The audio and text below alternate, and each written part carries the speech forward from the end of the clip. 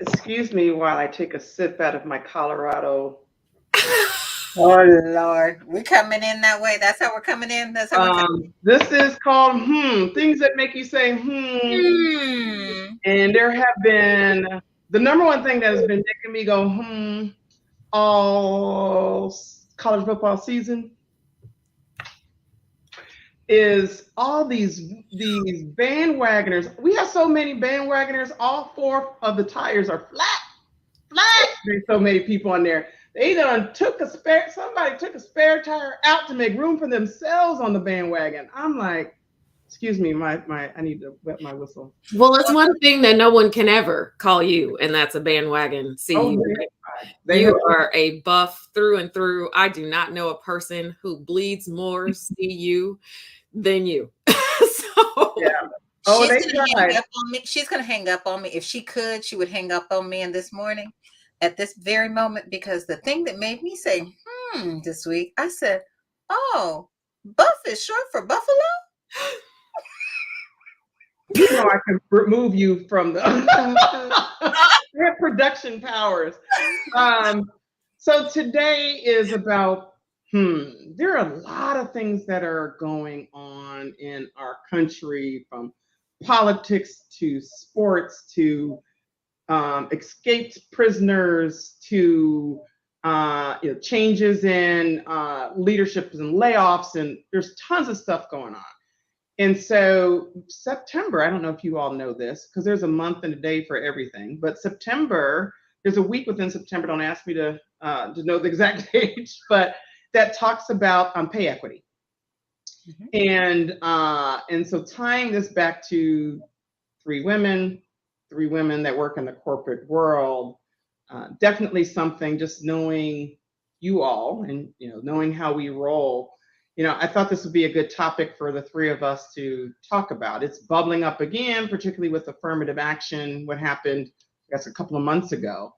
And so before we dive into it, I mean, what is it? Kennedy, what is pay equity and what is it not? So, I want this to be very clear, because some people confuse pay equity, but pay equity, also known as equal pay for equal work, is a principle that advocates for equal compensation for individuals who perform like jobs, similar skills, similar responsibilities, qualifications, regardless of their demographics. So regardless of how they identify, regardless of their race, regardless of their age, it strives to create equity for the role that they're in. Why, do you ask, is this a concept that people confuse?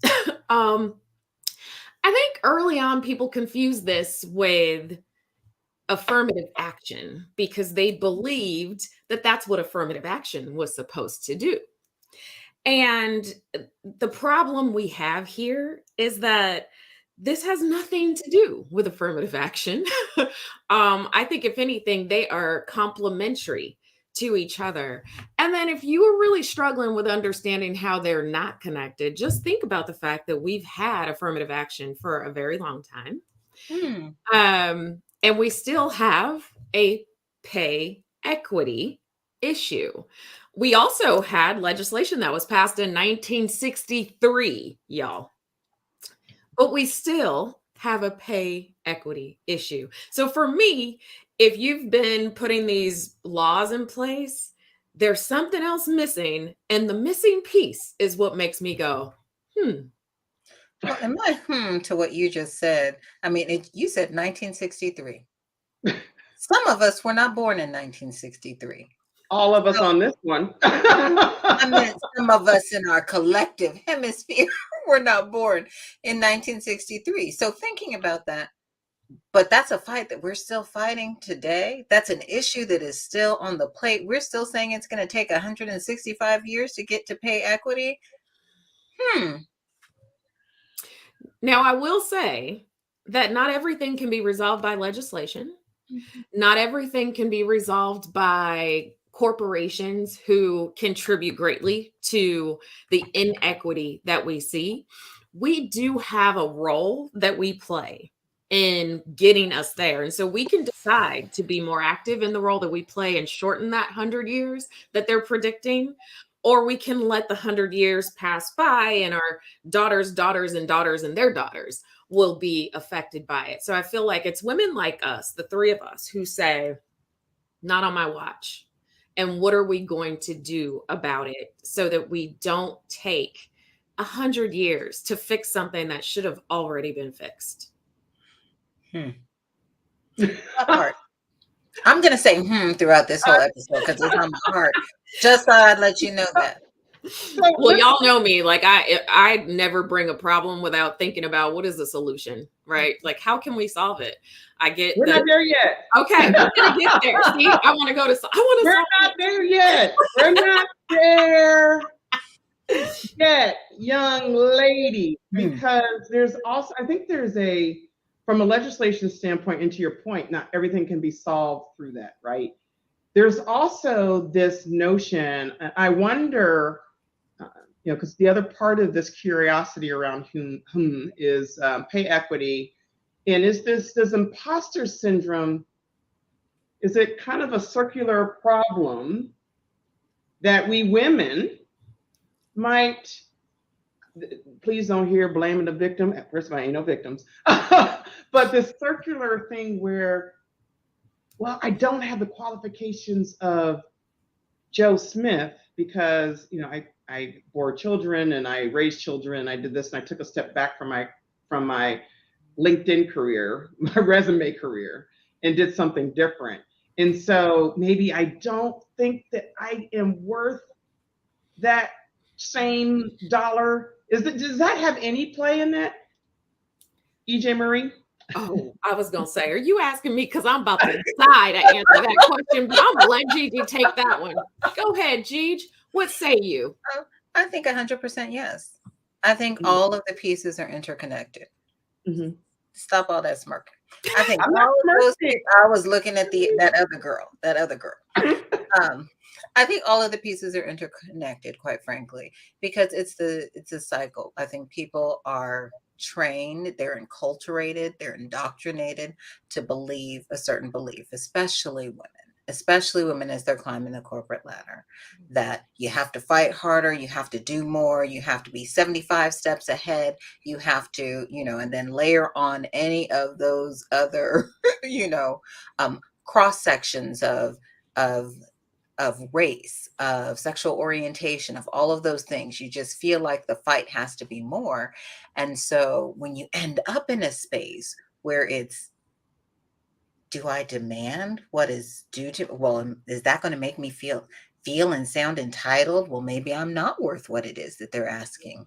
Maybe it is that I'm not, I don't have what it takes. Maybe I don't stand up to, because you've been so indoctrinated into this belief that you are not quite enough, that you are, that the gift is that you are actually allowed to come to the table and that you are invited, not that you actually own a seat there. Well said. It's Kennedy, go for it.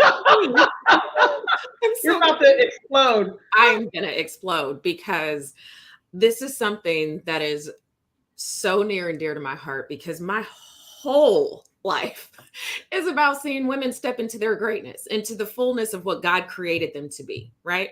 And the greatest threat that we have is not the fact that someone told us that we got to work twice as hard, that we got to be 75 steps ahead, because sometimes that's true. Mhm. The greatest challenge we face is this right here, right? It's the war that we have in our own minds about who we are, what we're capable of, and what we deserve and what our worth is. And I will say that I understand that being the biggest battle because it's been the battle since the beginning of creation. Eve was in the Garden of Eden. She got tricked by a serpent and sinned. The sin was actually that she believed the serpent. So sinning happened here before she ever ate the apple. So what I'm saying is, if this is where the real warfare occurs, that's the one thing we can control. That's the thing that we can say, no, not today. No, I'm not going to believe that story about myself. I'm not going to believe that I don't deserve that job. I'm not going to believe that I shouldn't advocate because they might take it a certain way and I'll look aggressive. You'll look like you believe in your worth and that you want to demand that you are paid for it. And I want women to get away from this notion that we have to be docile in situations where we should be advocating for ourselves. And I'm gonna stop there because I could go on, and I know that this ain't just my show. so, so let me layer this on. What role does representation play? So all of these conversations, obviously yourself, that's your self conversation. Mhm. But if you're sitting across from a different gender and needing to advocate from yourself versus sitting across from a woman, does that have a role? I think it 100% has a role. Everything plays a part, right? It's how you engage. And I think the important thing here is yes, if you see it is much harder to walk into a room and you're the only woman there, because I will tell you when that happens, the attitude shifts because I know I had to show up in a different way, right? You got Um, you got to learn football. or Sorry, something else. I'm No, sorry. Hold on, let me have a no. sip of my Mhm. Colorado Buff Sip, cup. sip, sip, sip, sip, sip from your Buffy cup. So, you show up in a different way, right? Because there isn't, and I know I'm conscious of those points for looking around the room to see who the allies are. It's instinctual going Mm. into a room where I'm the only. And then layer all the other onlys on top of that. But the more you see it, right? The more you see it and see the others, and the fact that I don't go into a room and only advocate for women. Now I'm a damn sure advocate for women, right? But that's not all that I advocate for. And so it's also making sure that when you come to the table, you're not, nobody can say, oh, you're not fair. Oh, you're not this. Oh, you're not that. You're representing all. And they can see, okay, if you can come to the table and represent all, guess what? I can do that also. And then that next layer will come in and they'll say, okay, there are people who are advocating, and it's okay that she's up and advocating for other women in the room because she's advocating for others too. So guess what? I can do that because I've seen her do it. And does all that connect? Meaning, so so pay equity. Yeah, is there a difference between getting hired, so that whole process, versus you're there and reviews and that sort of thing, versus your day job? For example, is this when do you have this conversation around pay equity? Is it a one and done at the beginning? Is it ongoing? Is it in the deeds of what you're talking about, sitting across from a woman in the boardroom? Is it sitting, how does that pay equity infuse throughout your career life cycle? Have you been with a company 5 minutes, 5 weeks, 5 months, 5 years, 5 decades? Mm-hmm. Go ahead. I think that there's different levels of it, right? Because there's a corporate responsibility that I am not absolving these organizations of. They should be doing pay equity audits. They should be looking at their attrition and trying to figure out why women leave more frequently than men? And how do they solve for that? And is that related to pay equity or gender equity? Right? They should be, there's a corporate responsibility that needs to take place. And I also think that corporations are responsible for creating an environment where you can have pay equity conversations on a regular basis, because it shouldn't be a one and done. It shouldn't be a let's talk about it one time. Or I advocate for myself when I'm coming into an organization on my initial offer, but then the entire time I'm there, as I promote, I don't get a say in what is offered to me. Like that's not how this is supposed to work. Right? Maybe it was designed that way because it wasn't designed for us. But that's not how we're going to allow it to work. So pay equity conversations need to take place on a regular basis. And I think it's the responsibility of both the corporation and the person that's sitting in that seat, and ultimately either going to benefit from it or going to help someone else benefit from it. I think it goes back to discipline, and discipline in how you are running whatever organization that you are, corporate or otherwise. Because think about it. Do you talk about your financials once and you're done? Nope. Right? Doesn't happen. Your organization would tank. Do you talk about your strategy once a year? You talk about strategy and then you're done? What about your goals, the deliverables that you have? You talk about it once and done, your organization will tank. I don't care what the organization is. So why do you presume that it's okay to only talk about pay and pay equity and the the overall look of your organ? That should be part of your financial conversations. It should be part of your operational discussions. It should be part of all of those things. How do you do that if you are not in the C-suite, at the boardroom? How do you do that for an individual contributor several layers down? I had Great question. I have folks who do it every day. And what they do, right, they make sure that the people who are accountable or who have direct line of sight to their progression and their promotion and their what have you, one, you make sure that they're aware that you have desires and aspirations to move forward and to, Mhm. and to move vertically, right? I think that's number one. Number two is keeping it on making sure that folks are aware, please, please, please. And I was the victim, and I will use victim. I was the victim of this for many, many years in my career, that I just said, my work will speak for itself. And that's a lie, and the truth isn't in it. You Mhm. have to advocate. You have to let it be known what it is that you are doing, how you contributed, what your mark is, and have those conversations. And it's not about being boastful, it's about being informative, because that all lays the foundation. So as that individual, as that person, I don't care if it's 7 or 17 layers down from the seat that you're sitting in, make sure that you're advocating for yourself in that space. And you know what, I'm going to add to that, because when you guys were talking about representation, don't assume just because another woman is in the room and you're not the only one that she's representation for you. Right? Say it again. Say it louder.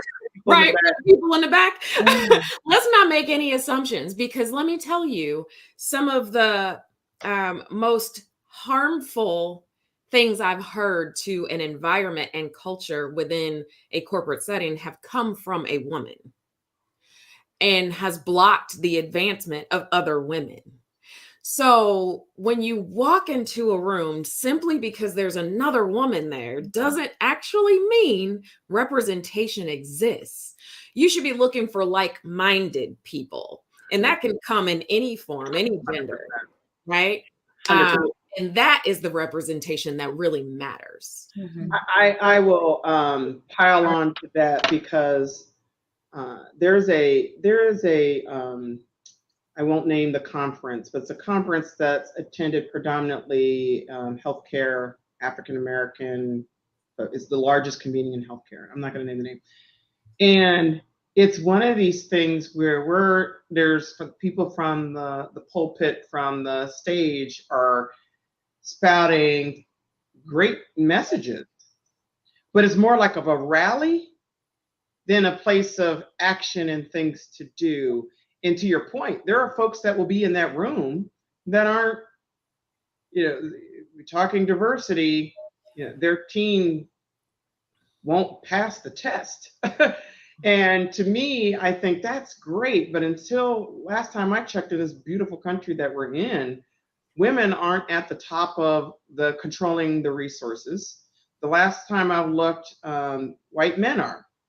And there are a ton of white male advocates that are and sponsors and allies in this space and champions and are blazing the path. And so I just love the point you made, Kennedy, around don't just look at the cover. Don't just look at the LinkedIn post. Don't just look at the resume. You got to get a little deeper to really know where people's values and their interests are, to be able to assess where those allies are and where to have that conversation. So I think we might be getting ready for Miss. I never present a problem without a solution. No, I'm a solution girl. Go ahead, kick us off. Kick us off. I mean, where do we even begin? Because there's so much here. We got 9 minutes. That is so not enough time. From a corporate responsibility perspective, I do think that there is something that needs to happen. I mean, we're moving towards pay transparency. Of course, that had to be legislated for companies to start working on pay transparency. So now you can actually see what people make in certain roles. I'm sorry, I just have to do team. I know because y'all live in the Republic of California. I got to remind y'all that there's this, y'all, the world doesn't end at the Nevada border. So the other 48 states, because I'm not counting one, don't have that yet. But carry on. Yeah, it's not necessarily permeating in California either, but carry on. They're trying. They're really trying right now, right? Got to start somewhere. We got to start somewhere. We're going to acknowledge the effort. But what I think is really important. So yes, the corporate responsibility is to provide that pay transparency. It is the responsibility of the people who are acting within that corporation or interested in that corporation to pull your head out of the sand and pay attention. Go look, find out what someone else is making in the same role that you're in. Do your due diligence, because you're going to need some armor. You'll need some muscle. Whoo, y'all see that? To walk in there. And then I want you to negotiate. We have somehow, some way told ourselves that we are just going to accept what people give us. And I'm going to say, I'm calling BS on that. Do not accept what someone gives you. Accept what you feel is fair. Claim your number and accept what you think is fair. Don't just take what they're going to offer up. Because I can guarantee that our male counterparts are not doing that. They are walking in and they are saying, this is what I'm worth. This is why I'm worth that much. And if you don't pay it, somebody else will. And I'm okay with walking away. And they get what they're asking for. And so there's no shame in taking a page out of their book. It's been working. Hello, 1963. They passed a law. We still don't have equity. So it's working for them. Take a page out of the book and use it to our advantage. And then shift your mindset. You got to shift your mindset around how you think of yourself, how you think of your value, how you think about your contributions and what you bring to the table and what you have to offer. And then when it's offered to you, the biggest shift you need to make is that you need to know that you're put there in that position for a reason. And even if you don't feel equipped to go in and be your greatest self, know that there is a creator who has all power and can equip you in the moment when you need it most. And so rely on him instead of relying on yourself. And maybe that'll help shift the mindset and the thinking that you aren't enough. In EJ. Whew, I think this one is a big one. Make it known. Make it plain. I can't believe we didn't ever talk about Coco today, by the way. I don't know who Excuse you me. are. Anyhow, Excuse me. it's My make your make your desires known. yeah. Make it known.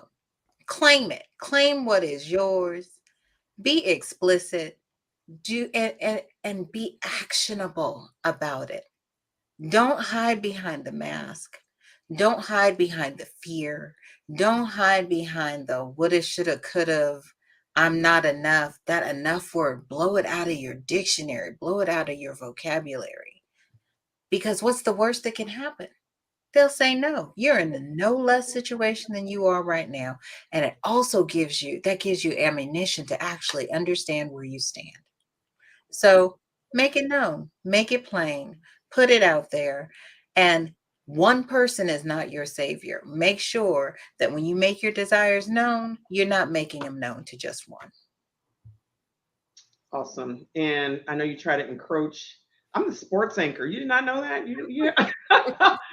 So, we talked about representation, imposter syndrome. I do believe wholeheartedly things cannot change by legislation. Things do not often get solved solely in the boardroom. We're seeing a lot of influence culturally, society, social consciousness, all these things that are in kind of making their way into the boardroom, making their way into the boardroom.